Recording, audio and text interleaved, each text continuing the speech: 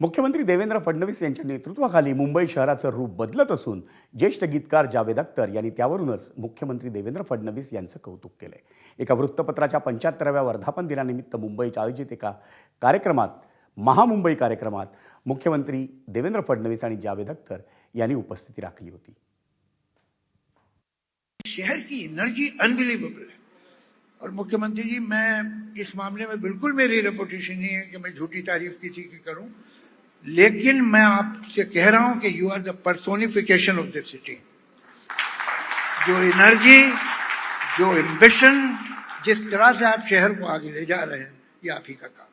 Hats off to you. ABP Majha, उघडा डोळे बघा नीट।